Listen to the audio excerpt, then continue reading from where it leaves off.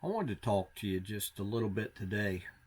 For those of you who don't know, this week is kind of a big week in West Virginia mine wars history, and I've written about that pretty extensively. And some of you are no doubt right now thinking, what in the world can this guy in a cowboy hat teach me about West Virginia mine wars? Well, this guy in the cowboy hat can probably teach you a good bit about it if you're willing to listen. I wrote extensively about the West Virginia mine wars in a book I recently published called The 9 Lives of Charles E. Lively, the deadliest man in the West Virginia-Colorado coal mine wars. In order to understand the coal mine wars in West Virginia, it helps if you can somewhat understand the person of Charles E. Lively, who was a spy. On May 19th, 1921, 13 agents from the Baldwin-Felts Detective Agency came into Matewan, West Virginia. They began evicting striking miners from their company-owned housing. Later that afternoon, a gunfight erupted between Sid Hatfield, who was the sheriff of Matewan, and the Baldwin-Felts detectives and the citizens of Matewan. On that day, 7 Baldwin-Felts detectives died by gunfire, 2 civilians in Matewan, and the mayor was shot as well and died later that evening, Mayor Testerman. Sid Hatfield survived this battle, this gunfight. Albert Felts was killed. Lee Felts was killed, which were brothers of Thomas Felts, who was the vice president of the Baldwin-Felts Detective Agency, the group of agents that were evicting miners from their company-owned housing. Well, obviously, Thomas Felts was upset about his brothers being killed, and no doubt he actually vowed to have Sid Hatfield hanged. Well, there was a trial. About 19 other defendants, including Sid Hatfield, were tried for the death of one of Thomas Felts' brothers that day, and they were found not guilty. Well, needless to say, there were charges trumped up against Sid Hatfield, and on August 1st, 1921, Sid Hatfield and Ed Chambers appeared on the courthouse steps for a trial in Welch, West Virginia, in McDowell County. 10:30 that morning, Sid Hatfield and Ed Chambers, right there in front of their 2 wives, were shot to death on the courthouse steps in Welch, West Virginia, by Charles E. Lively, Buster Pence, and Bill Salter, and probably Huey Lucas, and there were others involved in it, but those are the primary figures that we can name. They were shot to death that day in cold blood, unarmed they were, and at the later trial for the murder of Ed Chambers, the jury came back, and in 51 minutes of deliberation, they acquitted Lively, Pence, and Salter of the murder of Ed Chambers. And as a result, since it would have been about the same people under trial, the same witnesses and such, nobody was ever tried for the murder of Sid Hatfield. No one.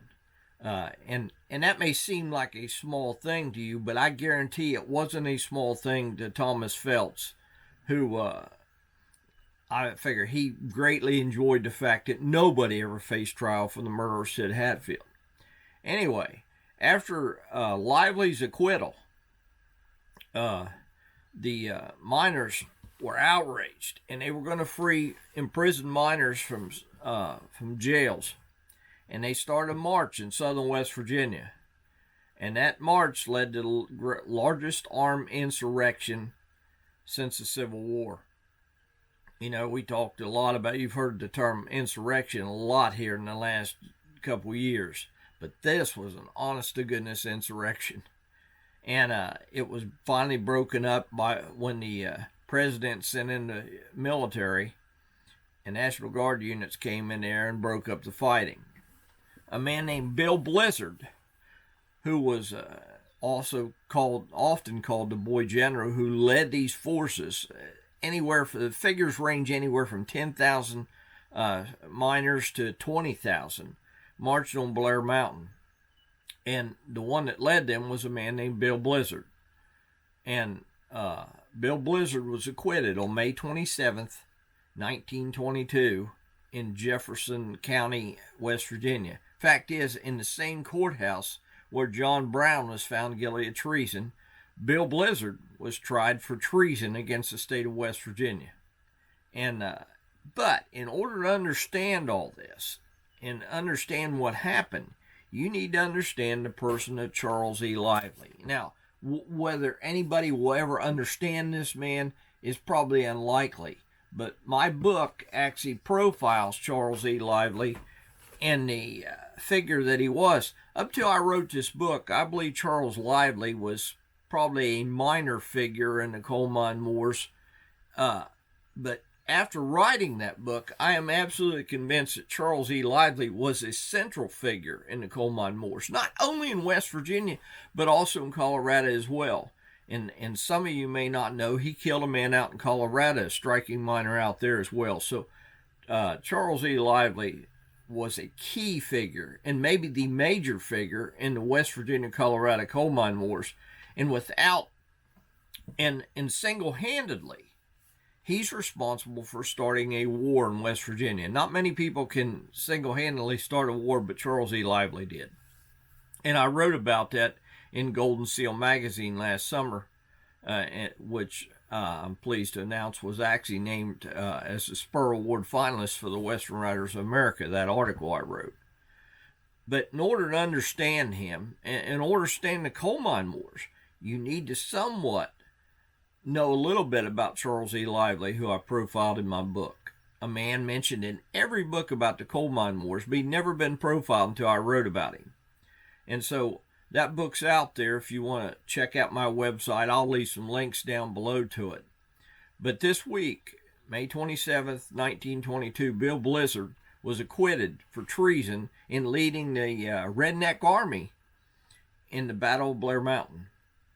And it's a fascinating, absolutely fascinating part of West Virginia history that many West Virginia children were not taught in school.